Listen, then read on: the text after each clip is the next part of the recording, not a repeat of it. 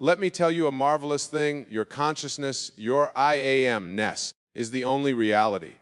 Everything that you perceive in your world, every experience in your daily life, an expression of your consciousness made manifest.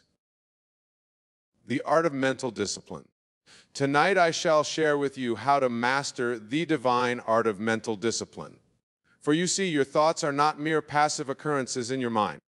They are living, breathing seeds that must inevitably grow into the circumstances of your life. Let us begin with the fundamental truth. Every moment of your life you are thinking. But are you thinking from the end? Are you thinking from the state of your wish fulfilled? This is the crux of mental discipline. The law of consciousness. I want you to understand this profound truth. Whatever you are conscious of being, you become. This is the law, and it cannot fail.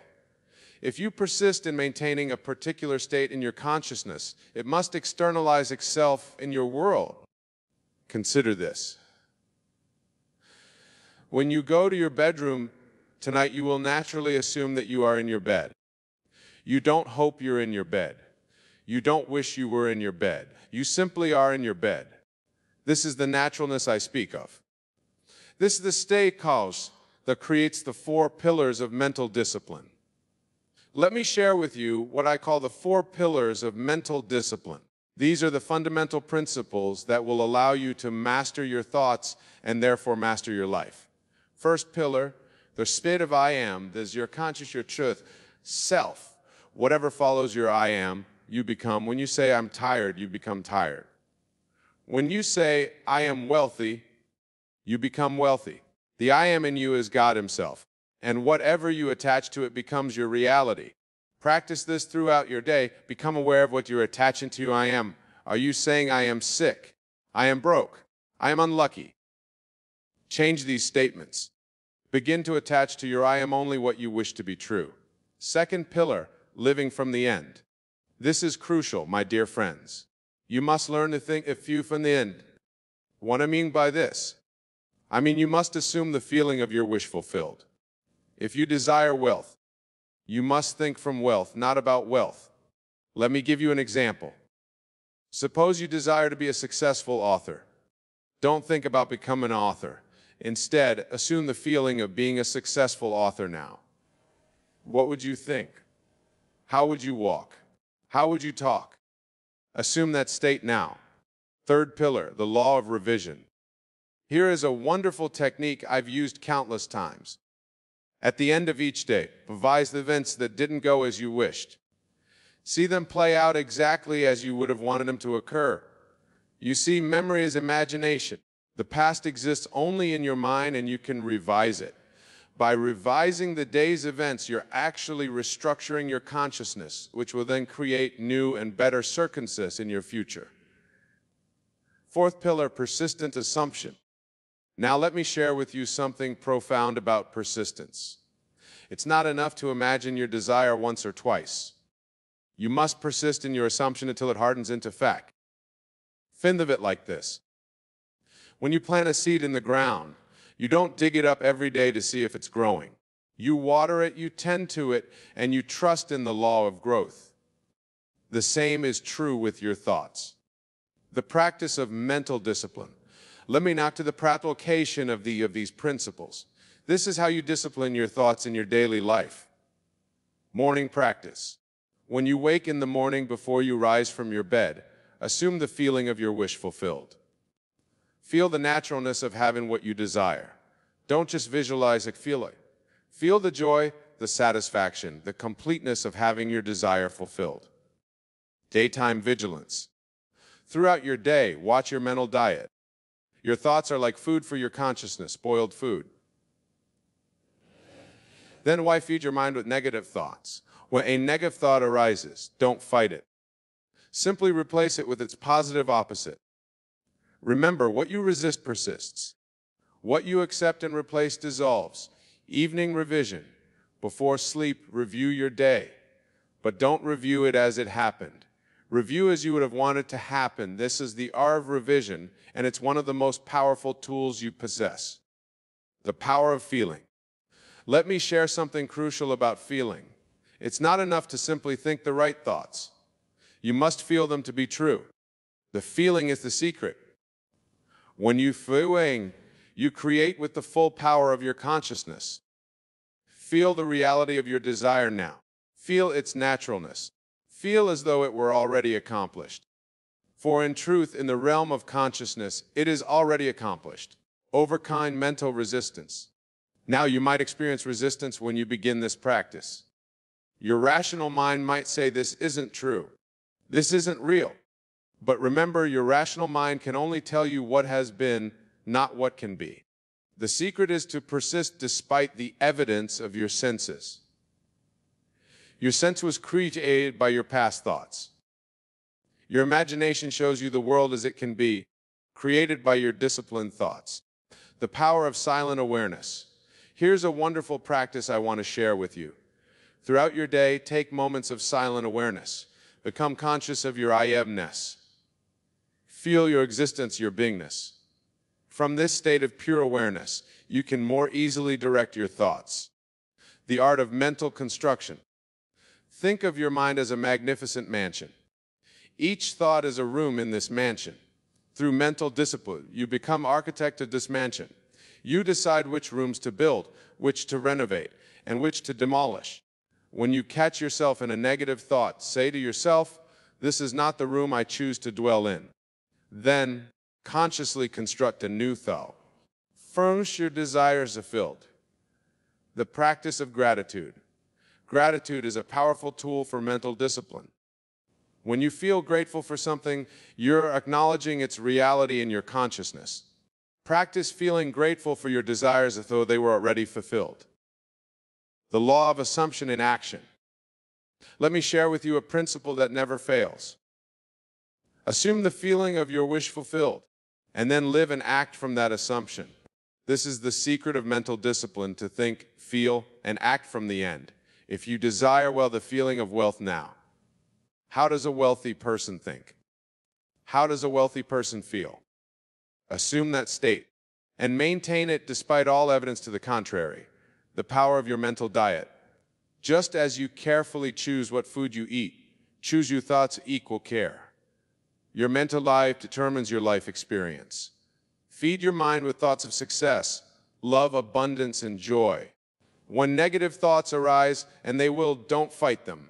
Simply observe them and let them pass like clouds in the sky. Then consciously choose better. The practice of mental discipline. Throughout your day, practice these principles. Watch your I am statements. Think from the end. Revise unwanted events. Persist in your assumption. Maintain a healthy mental diet. Practice gratitude. Stay in silent awareness. Remember, your consciousness is only reality. Therefore, your world is a reflection of your consciousness. By disciplining your thoughts, you literally reshape your world. Concluding words. My dear friends, remember this. You are the operant power in your world. Your consciousness creates your reality. By disciplining your thoughts, you're not just changing your mind, you're changing your entire world. Practice these principles. Apply them diligently. For when you master the art of mental discipline, you master the art of living itself. Let me tell you a story illustrates this principle perfectly. Risa Mimi came to me in despair about her financial situation. She had been thinking thoughts of lack, of poverty, of not enough. I asked her to do something that seemed radical at the time. To completely ignore the evidence of her senses and instead live the assumption of wealth. The continued state of awareness. You see, mental discipline isn't something you practice for an hour and then abandon. It must become your continuous state of awareness. When you wake in the morning, your first thought should be from the state of your wish fulfilled. When you walk down the street, walk as the person you wish to be. When you speak, speak from the consciousness of your desire achieved. The secret of mental persistence. Here's a wonderful secret. Your subconscious mind doesn't know the difference between what you're imagining and what's real. When you persist in maintain a disciplined thought pattern, your subconscious mind must accept it as fact. And what the subconscious accepts, it must externalize in your world. The three states of thought. Consider these three states of thought. The surface thoughts. These are your casual, everything that flow your mind like leaves on a stream. The intermediate thoughts. These are your more deliberate thoughts, the ones you consciously choose to think. The deep, persistent thoughts. These are the thoughts that you have impressed upon your subconscious and feeling. Your work is to move your desired thoughts from the surface level to the deep level through conscious discipline and persistence. The art of mental rehearsal. Practice this technique before any important event in your life, rehearsing it mentally from the end. Feel the satisfaction of its perfect completion. Do this repeatedly until it feels natural and real to you. The power of I remember when. Here's another powerful technique for thought discipline. Instead of saying I want or I will, use the phrase one remember when. For a saying of want to be wealthy, say I remember when I was struggling financially before I became wealthy. This puts your mind in the position of looking back on the fulfillment of your desire rather than looking forward to it. It's a subtle but powerful shift in consciousness, the silent knowing. Develop what I call the silent knowing. This is a state of absolute certainty about your desire's fulfillment. It's not hoping, not wishing, not wanting. It's knowing. This knowing comes from disciplined thought focused on the end result. The practice of mental cleansing. Just you cleanse your mind, you must cleanse your mind. Each night before sleep, review your thoughts of the day. Which ones serve your desired end? Which ones oppose it? Consciously release the opposing thoughts and strengthen the supporting ones. The law of dual thought. Remember this principle. You cannot hold two opposing thoughts simultaneously. When you find yourself thinking an unwanted thought, immediately replace it with its positive opposite. This is mental discipline in action, the final key. And now, my dear wonderful friends, to mastering your thoughts. Is this love your present reality while simultaneously dwelling in your desired state? This seems paradoxical, but it's crucial for successful mental discipline. Don't hate where you are while trying to get where you want to be. Instead, appreciate your current reality, absolutely knowing that your desired state is already yours in consciousness. The promise. I promise you this. If you will discipline your thoughts as I have outlined tonight, if you will persist in maintaining the consciousness your wish fulfilled, if you will live from the end rather than toward it, your world must conform to your disciplined imagination. For this is the law of consciousness. Whatever you assume to be true, whatever you persist in believing must become your reality. The daily applications. Before you tonight, let me share with you something profound about the daily application of these principles. You see, mental discipline is not merely a practice. It is a way of life. The morning protocol, when you awaken each morning. Before you even open your eyes, lie still in your bed and practice this protocol. First, feel your I am-ness. Feel your existence, your beingness. This is God within you, the only creative power there is. Then, from this state of pure awareness, consciously choose the thoughts you will entertain for day. Remember, the first hour of your morning shapes the nature of your entire day. Guard these precious moments with complete awareness. The state akin to sleep. There's something marvelous about the moments just before sleep and just after waking. In these drowsy states, your subconscious mind to new impressions. Use these golden moments wisely. In this state akin to sleep, impress upon your mind the absolute reality of your desire fulfilled. Feel it, live it, be it. Be it. Let this be the last state of consciousness you experience before sleep claims you. Secret of mental posture through the day. As your physical posture affects how you feel and perform, your mental posture determines what you attract and create.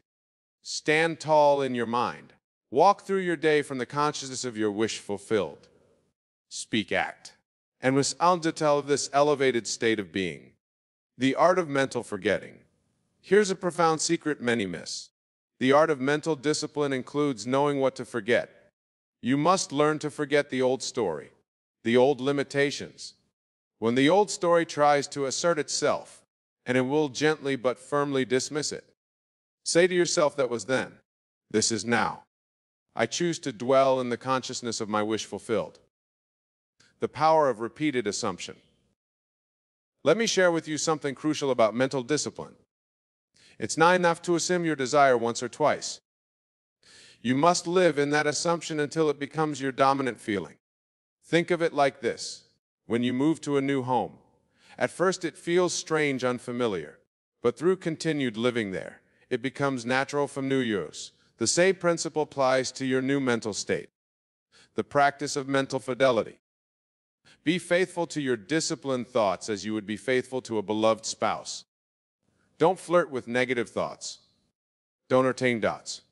Stay true to your true state of consciousness. Remember, what you are faithful to, you create. What you are loyal to in consciousness must manifest in your world. The law of mental equivalence. Understanding this law is crucial. For every outer condition, there must be an inner equivalent. Your external world is simply the reflection of your disciplined or undisciplined thoughts. Want to change your outer world? Change your inner equivalent through disciplined thought and feeling. The Sabbath of the mind. Practice what I call the Sabbath your day. Periods throughout your day, when you completely rest from effort and simply dwell in the consciousness of your wish fulfilled. These mental Sabbaths are crucial. They allow your new thoughts to take root and grow without the interference of doubt or anxiety. The palpable conviction in the power of your disciplined thoughts. This conviction comes through practice and experience.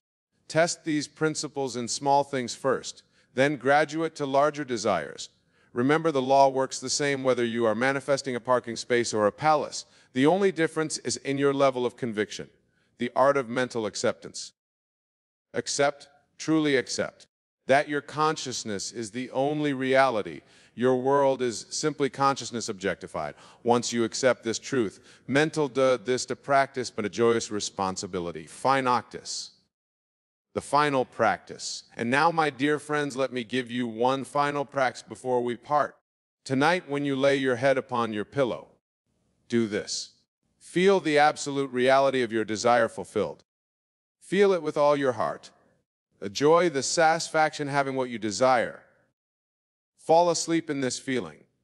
For remember, the feeling is the secret. The feeling of the wish fulfilled is the secret of creation, the eternal truth. As we conclude this evening, remember this eternal truth. You are not seeking something outside yourself. You are simply selecting a state of consciousness to occupy. Through mental discipline, you choose which state you will dwell in. The promise renewed. I promise you this practice, these principles faithfully maintain mental consistently, and your world must by law conform to your disciplined imagination. For consciousness is the only reality. And your disciplined thoughts are the tools with which you shape that reality. The final word. Go forth tonight with this knowledge. You are not a helpless victim of your thoughts. You are the master of your mind, the author of your experience, the creator of your reality. Through disciplined thought, you can and will create the life you desire. Remember, your consciousness is God, and your disciplined imagination to this infinite creative power. Use it wisely. Use it lovingly, and use it constantly. And now, as we conclude this evening, take a moment to feel the absolute reality of your desire fulfilled. Feel it with all your heart, know it with all your being, for in this feeling lies the power that transforms your world. Test this law. Prove it to yourself. For in the testing lies your freedom, and in the proving lies your power. Thank you, and good night. I want to share with you the most profound secret of manifestation, a secret so powerful that once understood will revolutionize your entire approach to life. Many of you come to me asking why your manifestations are delayed, why your desires seem to take so long to materialize in your world. Tonight I shall reveal to you why, and more importantly, how to manifest your desires with lightning speed. Let me begin by sharing a principle that most of the world has completely misunderstood.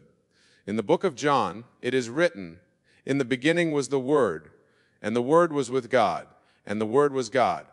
Now, what is this word? This word, my dear wonderful friends, is not something spoken by your physical lips. The word is your inner conversation, your mental dialogue that runs ceaselessly through your mind day and night. You see, most people are manifesting slowly or not at all because they fail to grasp this fundamental truth. Your inner conversation is the cause of everything in your world, everything. Not some things, not most things, but all things. When you truly understand this, you will begin to manifest with such rapidity that others will call it miraculous. Let me share with you a story that came to me just last week. A lady approached me after one of my lectures, her eyes filled with tears. She had been trying to manifest a reunion with her estranged son for 3 years. She had tried everything: affirmations, visualization, even traveling across the country to see him, but he refused to meet her. After attending my lectures and understanding this principle of inner conversation, she realized that her constant inner dialogue was, "Why won't my son talk to me? What did I do wrong? Will he ever forgive me?" Do you see what she was doing? She was perpetuating the very state of separation through her inner conversation. I instructed her to change her inner dialogue to how wonderful it is to talk to my son every day. How lovely it is to hear his voice filled with love for me. Within 1 week, yes, just 1 week, her son called her. Not only did he call, but he apologized for his behavior and expressed his desire to rebuild their relationship. This, my dear friends, is the secret that accelerates manifestation. Your inner conversation must match the state you wish to occupy. There must be no contradiction between what you desire and what you internally hear yourself saying about that desire. Now let me take it deeper into this mystery. In the book of Matthew, it is written, "For where your treasure is, there will your heart be also." Your treasure is not your desire. Your treasure is your inner conversation about your desire. If you claim to want financial abundance, but your inner dialogue is constantly repeating, "I never have enough money, everything is so expensive, I can't afford this," then that conversation is your real treasure. And that is exactly what you will manifest. The speed of manifestation is directly proportional to the consistency of your inner conversation. When you maintain an inner dialogue that aligns perfectly with your desire, without contradiction, without doubt, without wavering, manifestation must follow as naturally as day follows night. Some of you might be thinking, "But Wayne, I try to maintain positive thoughts, yet my inner conversation seems to have a mind of its own." Here is where most seekers stumble. They try to force their inner conversation to control it through willpower. This is not the way. The secret lies in understanding that your inner conversation is not something to be forced, but something to be assumed. When you truly assume a state, the inner conversation appropriate to that state flows naturally. If you are wealthy, truly wealthy in consciousness, you don't need to force yourself to think wealthy thoughts. The inner dialogue of wealth flows spontaneously because it is natural to the state you have assumed. Let me make this practical for you. Tonight, when you go to sleep, I want you to do something revolutionary. Instead of trying to visualize your desire or repeating affirmations, I want you to simply listen to your inner conversation. Don't try to change it yet. Just listen, become aware of what you are internally saying about yourself, your light desires, your relationships, your finances. This awareness is crucial because what you will discover is that your current inner conversation is a perfect match for your current life circumstances. Every detail of your life right now is a manifestation of your habitual inner dialogue. This is why some people can visualize for hours, affirm until they're blue in the face, yet see no results. Their inner conversation is contradicting everything they're trying to manifest. The secret to rapid manifestation lies in this understanding. Change the inner conversation and you change the outer world, and this is crucial. You must change it naturally by assuming the state of your wish fulfilled. When you assume the state, the appropriate inner dialogue flows without effort. Here's a profound truth that few understand. Your inner conversation is not just about the specific words you say to yourself. It's about the feeling tone behind those words. When you assume the state, the feeling of that state gives birth to natural, effortless inner talking that matches the state. Consider a woman who wants to be married. She might repeat affirmations like, "I am happily married 1,000 times." But if her inner conversation throughout the day is filled with loneliness, questioning when love will come, or expressing doubt about finding the right person, those are the conditions she's actually manifesting. But when she assumes the state of the happily married woman, her inner conversation naturally includes remarks like, "My husband always does the sweetest things. I love cooking our favorite meals together." These conversations flow effortlessly because they are natural to the state she has assumed. This brings me to another crucial point about rapid manifestation. In the book of Revelation, it is written, "I am the Alpha and the Omega, the beginning and the end." This is not speaking of some external deity. This is speaking of your consciousness, your I am. Your inner conversation is how you use this creative power of I am. Every time you engage in inner dialogue, you are defining who I am is. When you say internally, "I am struggling, I am trying to manifest, I am waiting for my desire," you are creating those very conditions. The secret to rapid manifestation is to engage in the inner conversation of the state fulfilled, not the state desired. Let me give you a warning here. Many of you will be tempted to monitor your inner conversation constantly, trying to catch every negative thought. This is not what I'm advocating. Such an approach creates tension and resistance, which only slows down manifestation. Instead, simply assume the state of your wish fulfilled and let the natural inner conversation of that state flow. Now, let me share with you something even more profound about this secret. In the book of Job, it is written, "For what I feared has come upon me. What I dreaded has happened to me." This is not just ancient wisdom. This is a precise description of how your inner conversation creates your reality. Your fears, your worries, the things you dread, these are not merely passive thoughts. They are powerful inner conversations that manifest with the same certainty as your desire. This is why I tell you that no one worry you. When others speak of recession, of difficult times, of impossibilities, you must understand that their conversations have no power in your world unless you accept them into your inner dialogue. The only creative power is your own inner conversation. I recall a gentleman who attended my lectures in New York. He was a businessman who had heard countless experts predicting a downturn in his industry. Everyone was preparing for failure, cutting costs, laying off workers. But this gentleman understood the secret of inner conversation. While others spoke of decline, his inner dialogue remained steadfast. "My business is thriving. My customers are abundant, but opportunities are flowing to me from every direction." His colleagues called him delusional, unrealistic. Yet within 3 months, while other businesses struggled, his company experienced its most profitable quarter ever. Was this a coincidence? No, my dear friends. It was the law in operation. His inner conversation created a state of consciousness that had to objectify itself in his world. Here is another secret that will accelerate your manifestations.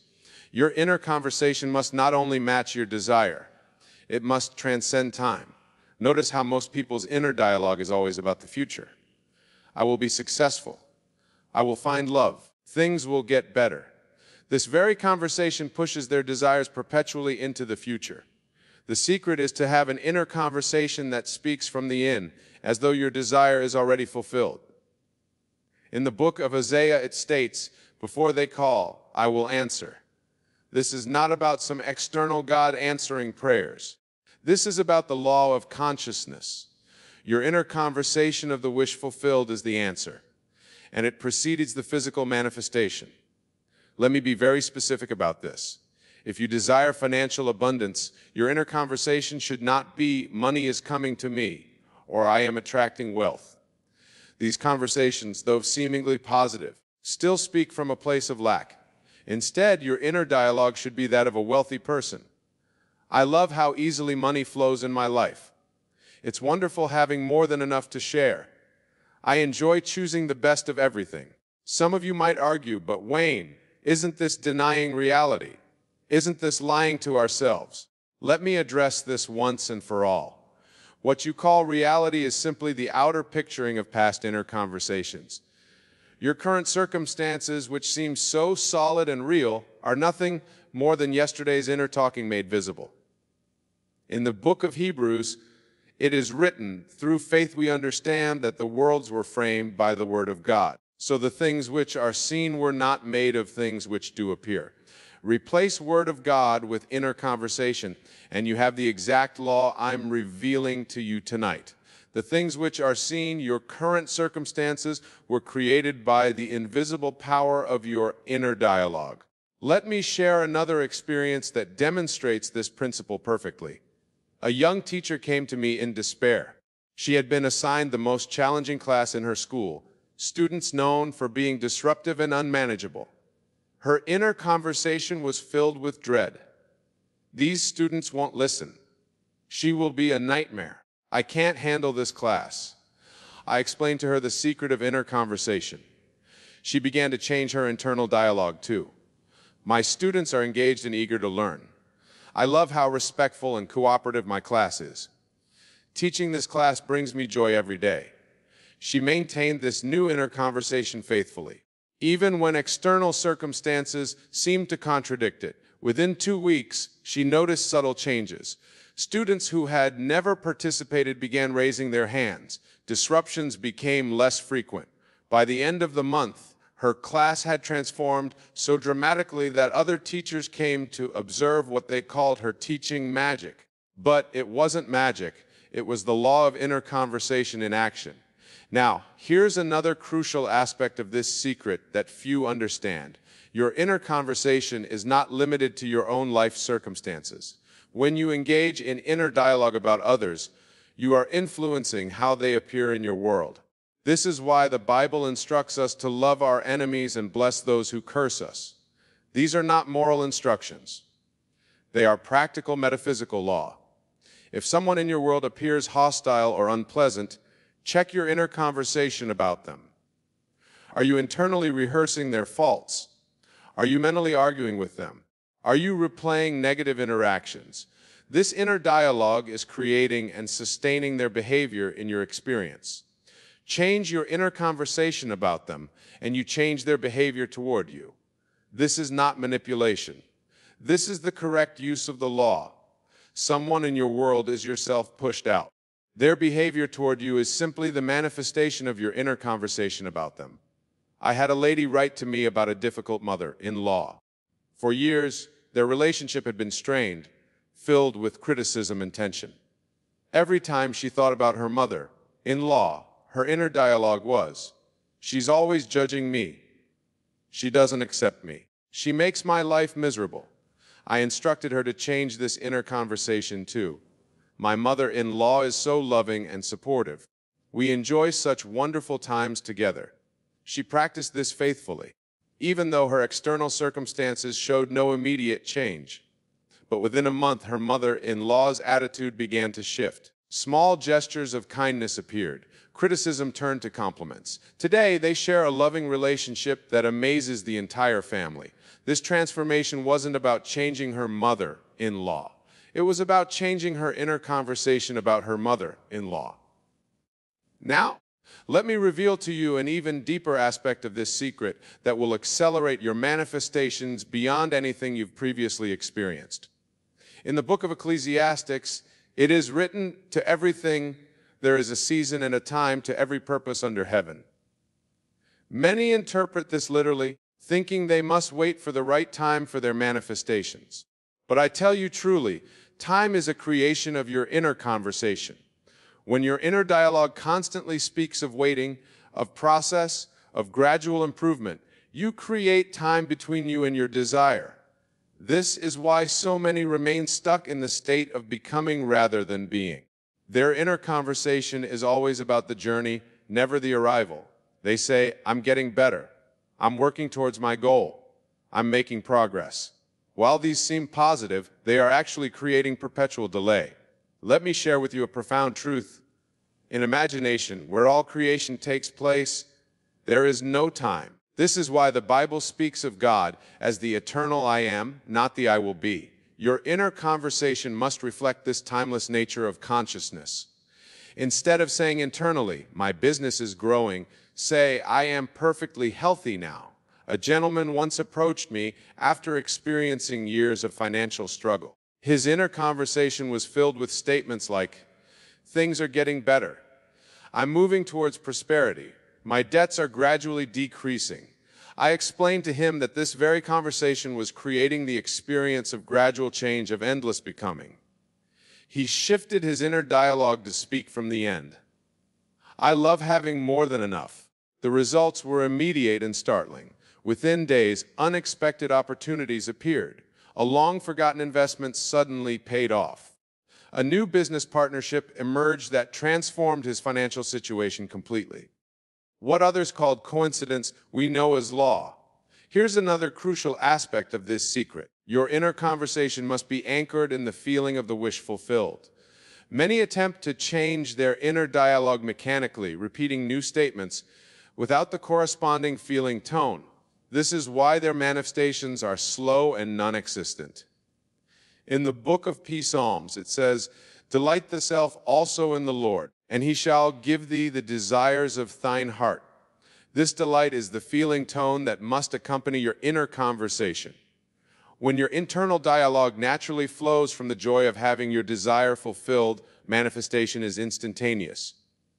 Consider a woman who desires marriage. Her inner conversation might be technically positive. "I am married to a wonderful man." But if these words lack the feeling of being happily married, they remain hollow and powerless.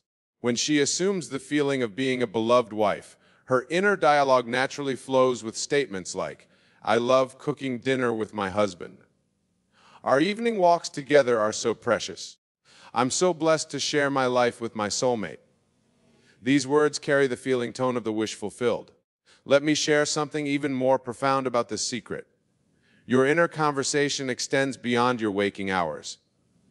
The thoughts and dialogues that occupy your mind as you fall asleep are particularly powerful. This is why the Psalms instruct us to commune with your own heart upon your bed and be still. Most people fall asleep rehearsing the problems of their day or worrying about tomorrow. Their inner conversation during these crucial moments is creating more of what they don't want. Instead, as you fall asleep, let your inner dialogue be from the state of your wish fulfilled. Let it be natural, easy, reflecting the joy of already having what you desire. I recall a man who had been seeking a specific position in his company for years. Every night he would fall asleep thinking about how to get the promotion, what he needed to do, who he needed to impress. His inner conversation was always about seeking, never about having. I instructed him to change his preparatory sleep conversation. Instead of planning and strategizing, he was to fall asleep each night with the inner dialogue of already being in that position. His new inner conversation included casual remarks like, "It's wonderful having this responsibility. I love leading this department. My team is exceptional." Within 2 weeks, not only was he promoted to the position he desired, but he was given even more responsibility and compensation than he had imagined possible. Now, let me address something that many of you struggle with, the appearance of failure or delay in your manifestations. When things seem to be going wrong, when circumstances appear to contradict your desire, your inner conversation becomes crucial. Most people allow the internal dialogue to be dictated by circumstances. This is the exact opposite of how the law works. In the book of Romans, it is written, "Call those things which be not as though they were." This is not positive thinking. This is the revelation of how consciousness creates reality. Your inner conversation must call forth the reality you desire, regardless of appearances. Lady who was manifesting perfect health while dealing with a chronic condition, instead of allowing her inner dialogue to focus on symptoms or medical reports, she maintained a conversation of perfect health. "My body is strong and vital. Every cell in my body is functioning perfectly. I am the picture of health." Her doctors were amazed when her condition completely reversed, defying their prognosis. This brings me to another vital aspect of rapid manifestation. Your inner conversation must be protected from the doubts and negativity of others. When others speak of impossibilities, when they point to reality or facts, you must maintain your inner conversation is so vital. In the book of Proverbs, it states, "Guard your heart with all diligence, for out of it are the issues of life." Your heart, your consciousness, is your inner conversation. When you allow external voices to influence your internal dialogue, you give away your creative power.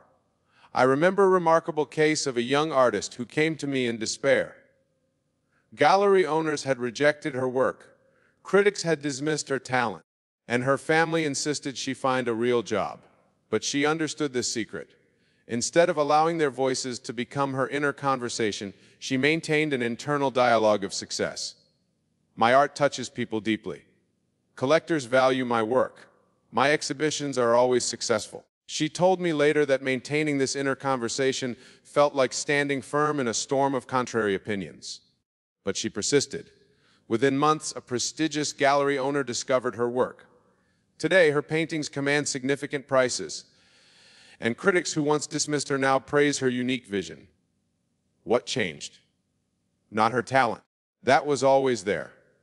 What changed was her inner conversation. Here's another crucial aspect of this secret that few understand.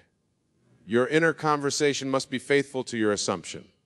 If you assume the state of wealth, but your internal dialogue still speaks of budgeting, saving, and financial caution, you are being unfaithful to your assumption. This divided inner conversation creates delayed and mixed manifestations. In the book of James, it says a double-minded man is unstable in all his ways. This double-mindedness is not about having doubts. It's about maintaining contradictory inner conversations. You cannot speak internally as both the wealthy and the wanting, the healthy and the sick, the loved and the lonely. You must choose your state and let your inner conversation be faithful to it completely. Consider this profound truth. Every moment of your day is an opportunity to align your inner conversation with your desired state. When you shop, does your internal dialogue speak of prices and affordability, or does it naturally discuss preferences and choices? When you dine out, does your inner conversation concern itself with the cost of the menu, or does it focus on the pleasure of the experience? These seemingly small moments of inner dialogue are actually crucial turning points in your manifestation. Every internal word either aligns with your desire or contradicts it. There is no neutral inner conversation. Let me share one final secret about rapid manifestation that will transform your understanding completely. Your inner conversation is not just about words. It's about the consciousness from which those words spring. When you truly assume a state, the inner conversation appropriate to that state flows naturally, without effort or practice. This is why attempting to monitor and control every thought is unnecessary and counterproductive. Instead, occupy the state of your wish fulfilled, and the right inner conversation will flow spontaneously. This is what the Bible means when it says, "Let this mind be in you, which was also in Christ Jesus." It's speaking of assuming the state of your wish fulfilled, from which all appropriate thoughts and internal dialogues naturally flow. I knew a man who struggled with relationships. He tried to change his inner conversation about love and partnership, but it felt forced and unnatural. Then he understood this principle. Instead of trying to change his thoughts, he assumed the state of being happily married. From this state, his inner conversation naturally shifted. He no longer had to remind himself to think positive thoughts about relationships. The internal dialogue of a happily married man flowed effortlessly from his assumed state. Within months, he met and married a wonderful woman. But here's the crucial point. The meeting and marriage weren't the miracle. The natural shift in his inner conversation was the miracle. The external circumstances simply conformed to his new state of consciousness. Now, as we conclude tonight's discussion, I want to impress upon you this final truth. Internal dialogue is defining your self-concept, and your self-concept determines what you manifest in your world. When you understand this, truly understand it, you will never again worry about circumstances, conditions, or the opinions of others. You will know that your inner conversation is the only creative power, and you will use it wisely and deliberately. Tonight, as you leave here, I urge you to begin this practice immediately. Don't wait for a perfect moment. Don't prepare yourself. Simply begin now to listen to your inner conversation, and then naturally let it flow from the state of your wish fulfilled. Let your internal dialogue be that of the person who already has what you desire. Remember, a secret I've shared with you tonight is not new.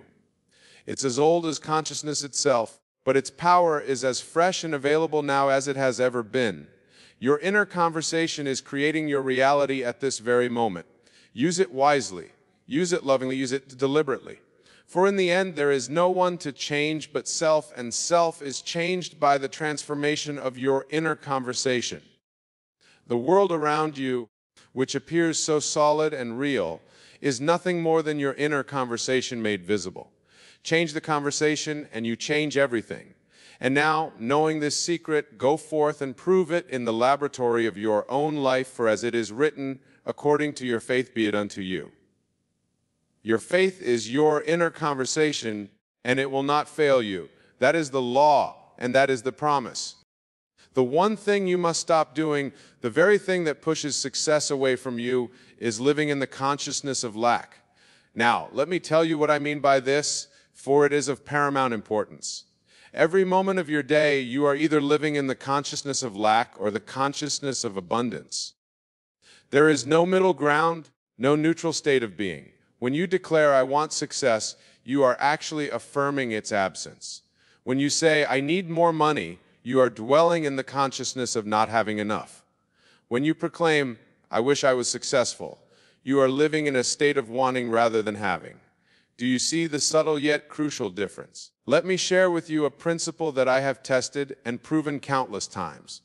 The outside world is nothing more than the objectification of your inner assumptions. Whatever you are experiencing now, be it lack or abundance, is the direct result of your accepted beliefs about yourself and the world. Tonight, I will show you how to move from the consciousness of lack to the consciousness of fulfillment, from the state of wanting to the state of having, from the condition of seeking to the condition of being. Consider this when you say, I want success. You are placing success outside of yourself, making it something to be attained rather than something to be expressed. This is the fundamental error that keeps pushing success away from you.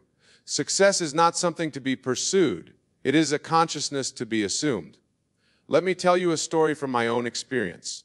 Many years ago, I knew a man who constantly spoke about wanting to be successful. He would say, when I become successful, I will, and then list all the things he would do. Year after year, success eluded him. Why? Because he was living in the consciousness of wanting success rather than being successful. Then one day, he heard what I'm telling you now. He realized that as long as he lived in the consciousness of wanting success, he would continue to experience the want of success. That very night, he made a fundamental shift in his consciousness. Instead of saying, I want success, he began to live from the consciousness of being successful. He would fall asleep each night feeling the naturalness of being successful. He would walk through his day experiencing the feeling of being successful. He made this his new normal state of consciousness. Now pay careful attention to what I'm about to tell you, for this is the crux of the matter. Success is not a future event, it is a present state of consciousness. The feeling of being successful now is the secret of experiencing success in what you call the future. When you live in the consciousness of lack, saying things like, I need more money, I want better relationships, I wish I had more opportunities, you are actually reinforcing the very state that keeps these things from you. You are dwelling in the consciousness of absence, and the law of consciousness dictates that what you assume you must express. Let me show you how to make this fundamental shift in consciousness. First, you must understand that your imagination is not a tool for daydreaming about what you want. It is the very substance of reality itself. When I speak of imagination, I am speaking of your consciousness, your I am-ness. The Bible tells us, be ye transformed by the renewing of your mind. This is not mere poetry, it is a practical instruction in the art of consciousness transformation. When you continue to live in the consciousness of lack, you are using your imagination, your creative power, to perpetuate the very condition you wish to change. Consider this profound truth. Everything in your world is pushing against you with the force of your own assumption. If you assume lack, the whole world will prove you right. If you assume abundance, the same world will reorganize itself to prove that assumption. Now, let me give you a practical technique to stop living in the consciousness of lack. Tonight, when you go to bed, instead of reviewing your day of wanting and seeking success, you will enter into a new state of consciousness. You will feel as though you are already successful. But remember, this is not mere positive thinking or affirmation. This is a complete assumption of the state of consciousness of being successful. Feel its naturalness. Feel how it would feel to be the person you desire to be. Feel the satisfaction, the contentment, the gratitude that would be yours if you were already expressing success. Many of you are thinking, but Wayne, how can I feel successful when my current reality shows me the opposite? This is where most people remain trapped in the consciousness of lack. They allow their current circumstances to dictate their inner state. Let me tell you something remarkable. Your present circumstances are nothing more than the harvest of your previous assumptions. They have no power to determine your future unless you give them that power by accepting them as final. Think about this. Every great achievement in human history began with someone who dared to assume a state that their senses denied. Every invention, every discovery, every advancement started in the imagination of someone who refused to accept current circumstances as final. The one thing you must stop doing is allowing your present facts to determine your inner conversations. Your inner conversations are your actual state of consciousness. When you say, I can't afford it, it's too difficult, I'm not qualified enough, you are having inner conversations that perpetuate the state of lack. Instead, you must begin new inner conversations based on the assumption of already being what you desire to be. When you walk, you must walk with the feeling of being successful. When you talk, you must talk from the consciousness of being successful. When you work, you must work from the state of being successful. Let me share with you a profound secret. The feeling of the wish fulfilled is the secret of creation. Whatever you are feeling is true about yourself right now is creating your future experiences. If you are feeling the frustration of wanting success, you are creating more experiences of wanting success. Now, let us delve deeper into the practical application of this principle. When I tell you to live in the consciousness of success rather than the consciousness of lack, I am not suggesting mere mental gymnastics. I am revealing to you the very foundation of creation itself. Consider this. Every night before you sleep, your consciousness is in a state of high receptivity. This is the time when the seed of your assumption will take root most deeply. Instead of falling asleep, feeling the frustration of what you do not have, fall asleep in the consciousness of already having what you desire. Let me give you a specific technique. As you lay in your bed, try to close your eyes and ask yourself this question: how would I feel if I were not expressing the success I desire? Then let that feeling envelop you completely. Feel the satisfaction, the contentment, the absolute knowing that success is not something you are seeking, but something you are expressing right now. Remember, the subconscious mind accepts as true whatever you feel to be true. It does not argue, it does not question, it simply accepts and then proceeds to express that acceptance in your outer world. This is why feeling is the secret. Many of you have been told that you must work hard, struggle, and sacrifice to achieve success. But I tell you, these are the very assumptions that keep you bound to the consciousness of lack. Success is not achieved through effort, it is expressed through assumption. Think about this: when you assume the feeling of success, you are actually moving into a different state of consciousness. In this new state, opportunities that were always there but invisible to your previous state of consciousness suddenly become visible and available to you. Let me share with you a principle that few understand. The whole vast world is yourself pushed out. Everything you perceive is an expression of your own consciousness. Therefore, when you live in the consciousness of lack, the whole world conspires to show you lack. When you live in the consciousness of success, the same world reorganizes itself to show you success. Now, some of you might be thinking, but Wayne, what about action? Don't we need to do something? Yes, but your actions must spring from the consciousness of already being successful, not from the consciousness of trying to become successful. Do you see the difference?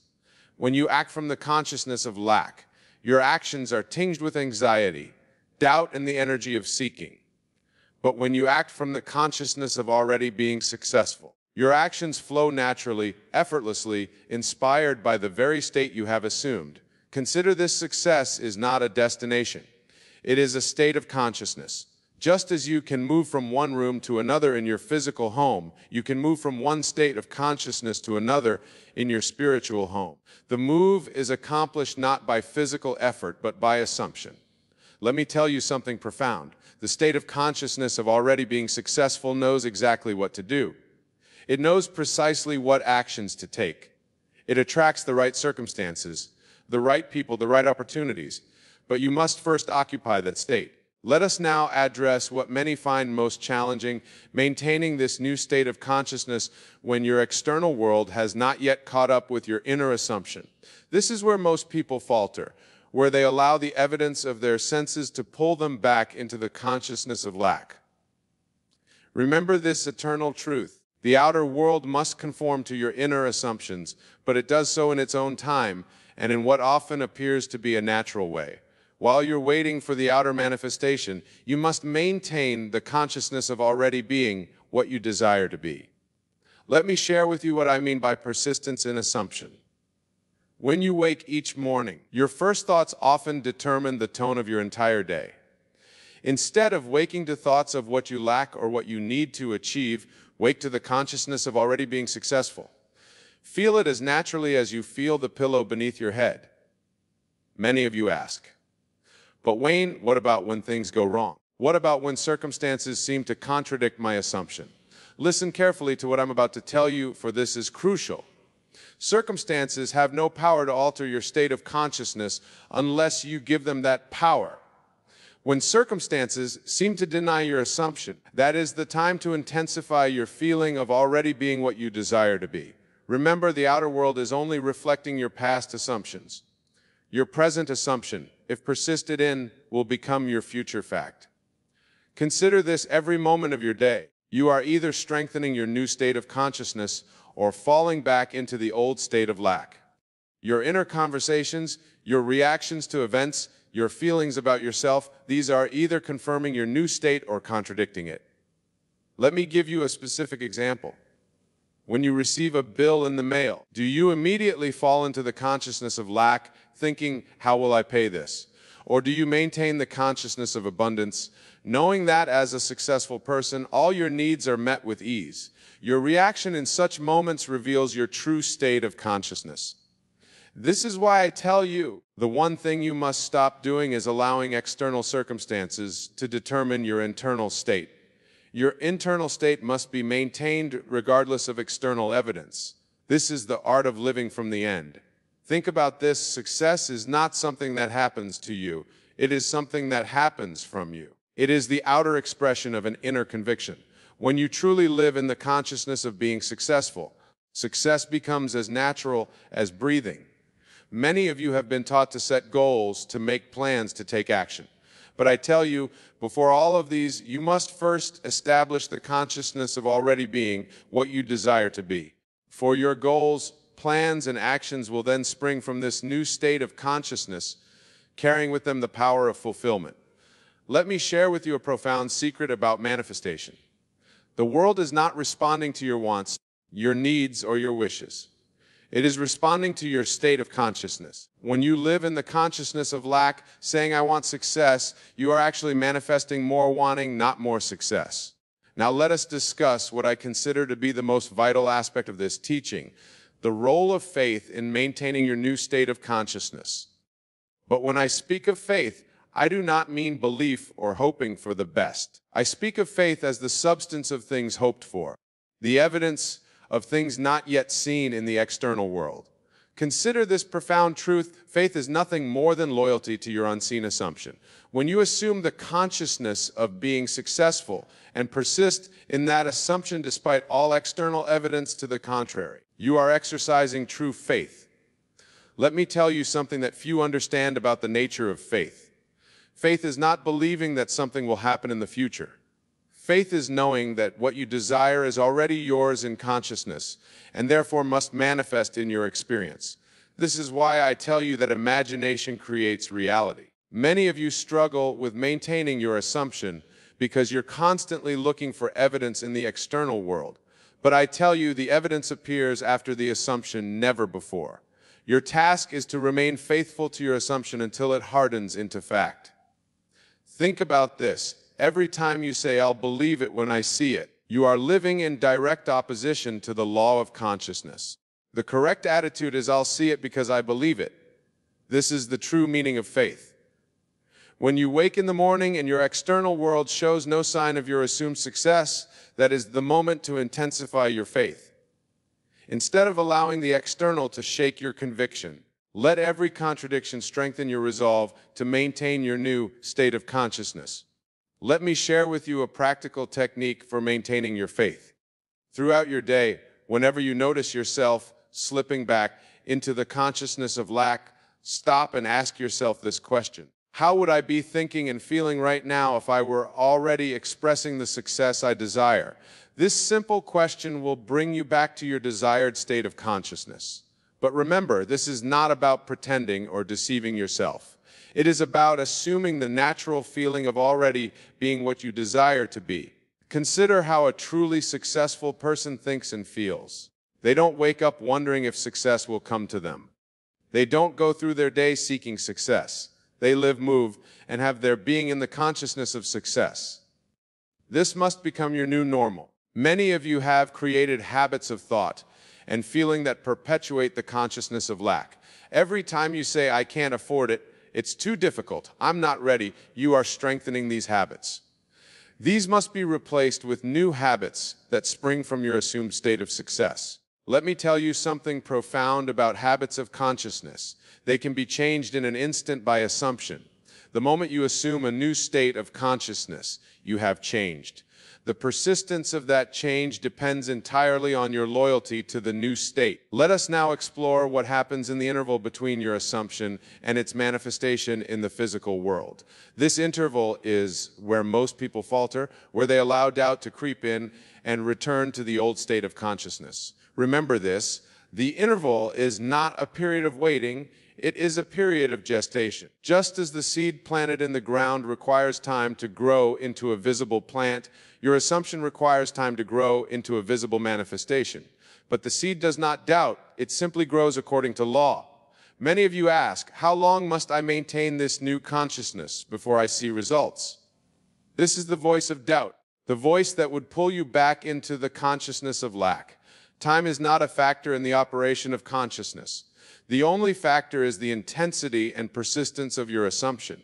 Consider this, every moment you spend wondering when your desire will manifest is a moment spent in the consciousness of not having it. Every moment you spend checking to see if it's working is a moment of doubt. These moments of doubt are like continually digging up a seed to see if it's growing. Let me share with you the secret of perfect faith. Live as though your assumption is already fact. When you truly assume the consciousness of being successful, you no longer worry about when or how it will manifest. You simply live from that state, knowing that what you have assumed in consciousness must objectify itself in your world. Think about this, the outer world is nothing more than a delayed reflection of your inner assumptions. What you are experiencing now is the result of past assumptions. What you will experience tomorrow is being determined by your consciousness today. Many of you struggle with what appears to be failure or setback. But I tell you, there is no such thing as failure when you understand the law of consciousness. What appears as failure is simply the passing away of an old state of consciousness. It is making way for the new state you have assumed. Let me tell you something profound about the nature of success. It is not a series of achievements or acquisitions. It is a state of consciousness that, once truly assumed, expresses itself in countless ways in your external world. When you live in the consciousness of success, success becomes your natural experience. Consider how different your life would be if you never again lived in the consciousness of lack. If you never again said, "I can't, I need, I want." if you lived completely and consistently in the consciousness of already being what you desire to be. This is the challenge I leave with you tonight. Stop doing the one thing that pushes success away. Stop living in the consciousness of lack. Begin now to live in the consciousness of fulfillment. Let every thought, every feeling, every inner conversation spring from the assumption that you are already what you desire to be. Remember this eternal truth. The world is yourself pushed out. Change your concept of self and you change your world. There is no other way. All things exist in consciousness, and it is from consciousness that all things appear. Your task is simple, though it may not be easy. Assume the consciousness of being successful now. Not tomorrow, not when circumstances change, but now. For now is the only time there is, and now is when your assumptions are creating your future. I leave you with this final thought. Success is not something you pursue. It is something you express from a state of consciousness. The consciousness of lack perpetuates lack. The consciousness of success perpetuates success. Choose this day which consciousness you will live from. For in the end, there is only one cause behind all effects, one source of all manifestation, consciousness. You are that consciousness individualized as you. The power is within you. The choice is yours. The time is this now. The time is this law. Prove it to yourself. For in the testing lies your freedom, and in the proving lies your transformation. Go now and live in the assumption that you are already that which you desire to be, and watch as your world transforms to reflect your new state of consciousness. The one thing you must stop doing is waiting to be successful.